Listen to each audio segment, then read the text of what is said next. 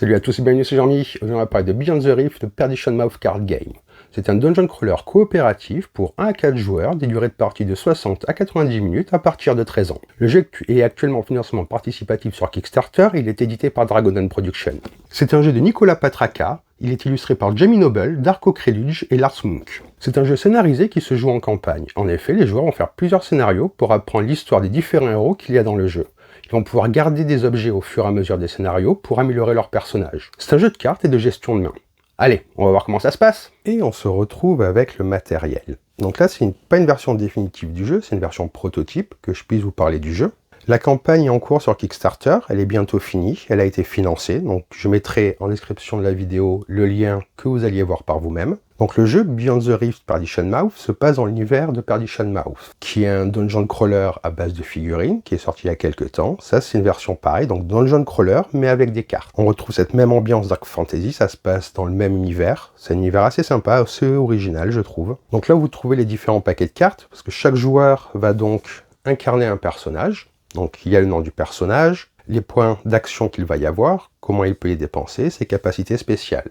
Donc il y a lui, il y a ce personnage-là que vous voyez, ils ont tous un nombre de points différents et des capacités différentes, bien entendu. Donc c'est un jeu coopératif, vous allez jouer en campagne, en scénario, et vous allez pouvoir récupérer des objets au fur et à mesure. Là, dans cette version, pour la présentation, il n'y a pas le deck de campagne, mais il y aura un deck spécifique avec des cartes à récupérer en fonction du scénario. Et le dernier personnage. Moi j'aime bien l'ambiance qu'ils mettent à chaque fois. Donc chaque personnage vient avec son deck, vous voyez, avec les différents symboles, la portée, la défense, le type d'action que ça va être, à qui il appartient, et quand il y a des effets particuliers, c'est indiqué, c'est très bien indiqué, très bien expliqué. Vous voyez, donc les personnages ont tous un deck différent. Et pour les reconnaître, ici, vous avez le symbole pour savoir à quel deck ça appartient. Donc au niveau de la main, donc chaque joueur va choisir un personnage, va prendre le deck, mélanger. Chaque joueur aura une taille de main qui dépend du nombre de joueurs. Moins vous êtes de joueurs à la table, plus vos personnages auront des cartes en main, ce qui est pas mal. Je les montre, que vous ayez une idée, même si c'est pas une version définitive, ça donne toujours un côté sympa. Et ici le dernier paquet, vous ayez, ouais, c'est un peu tout différent, avec toujours ces icônes qui reviennent, les portées, et ce genre de choses. Ça c'est ce qu'on met au milieu de la table, qui donc sert aussi d'aide de jeu, avec les compteurs de menaces. Parce que donc, il y aura une mise en place qui va dépendre du scénario que vous jouez. Il y a plusieurs scénarios, comme je vous ai dit. Les scénarios ont plusieurs niveaux de difficulté, donc ça aussi, vous allez pouvoir l'adapter, c'est assez bien pensé. Et donc ici, ce sont le deck de cartes ennemies. Les ennemis que vous allez mettre, ça va être en fonction de la mise en place du scénario. Les scénarios peuvent également avoir des règles spécifiques. À ce moment-là, vous les lisez et vous appliquez toujours les règles de scénario en priorité. Je fais un peu le tour des ennemis. Vous voyez, il y a beaucoup d'ennemis. Le paquet, il fait de là 63 cartes. Et on n'en met qu'une dizaine à peu près par partie. Donc pareil, vous avez le nom de la carte, à quel groupe elle appartient, et ses différentes statistiques, sa portée, les points d'action qu'il faut pour s'engager avec elle, son combat, sa défense et ses points de vie. Il y a plusieurs types de créatures, toujours dans cette ambiance très sympa. Moi j'aime bien la patte graphique, je sais que je l'ai déjà dit, mais j'aime bien l'univers.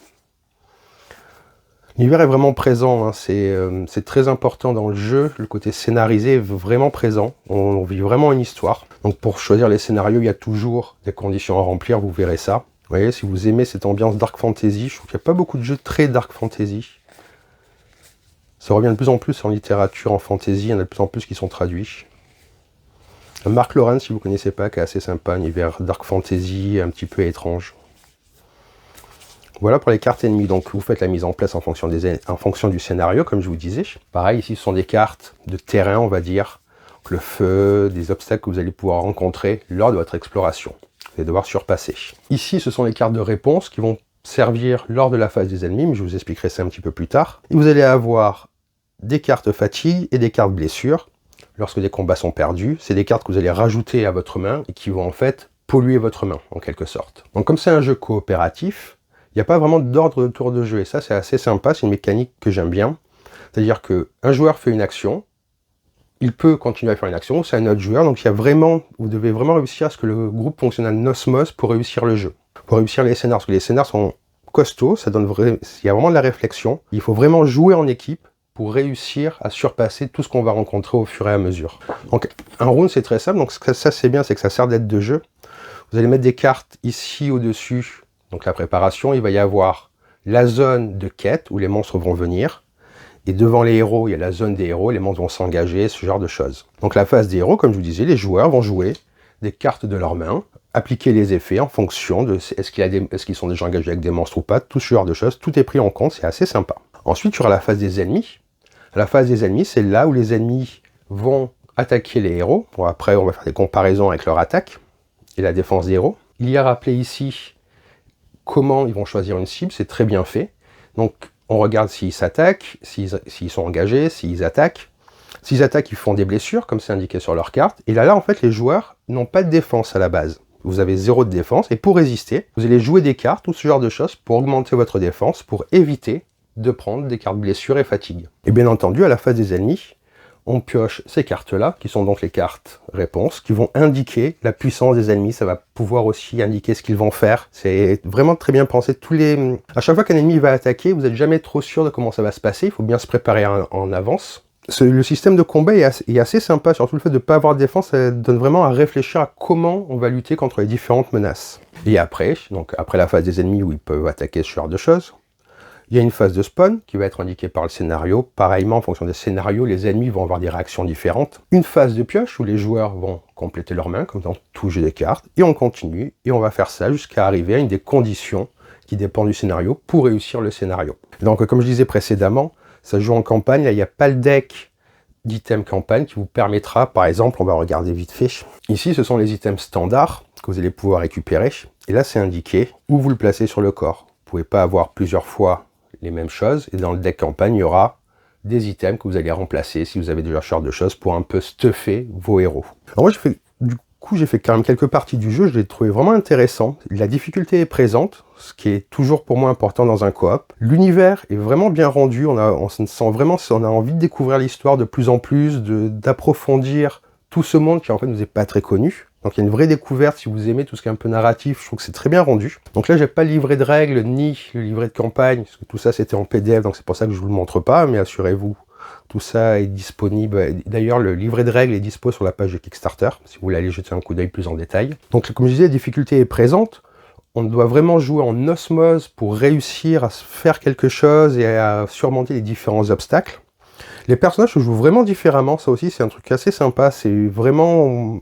Quand on joue un perso, on sent vraiment si c'est le nain, ce genre de choses.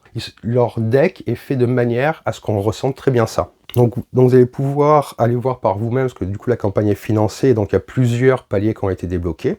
Moi j'aime beaucoup les jeux de cet éditeur, c'est toujours des jeux avec un thème très fort, très présent, avec plein de petites mécaniques. Au début ça a des fois pas l'air de grand chose, mais il y a vraiment des couches de stratégie différentes à développer. Ce jeu-là fait pas exception à la règle. Au fur et à mesure on va découvrir de nouvelles choses, il y a un scénar d'initiation bien entendu. Mais c'est au fur et à mesure des parties que le jeu s'apprivoise et qui prend vraiment toute son ampleur, toutes les petites mécaniques s'embriquent très bien entre elles. Pour la gâcher, donc, j'aurais dit ça qui sert de compteur pour les tours, ce genre de choses. Il y a aussi toutes les icônes qui sont rappelées. Pas besoin d'aide de jeu, c'est très bien pensé. Donc voilà pour cette présentation de Perdition Mouth Beyond the Reef. J'espère que cette vidéo vous a plu. Si elle vous a plu, n'hésitez pas à laisser un commentaire et à vous abonner à la chaîne. Sur ce, je vous dis bonne partie et bon jeu!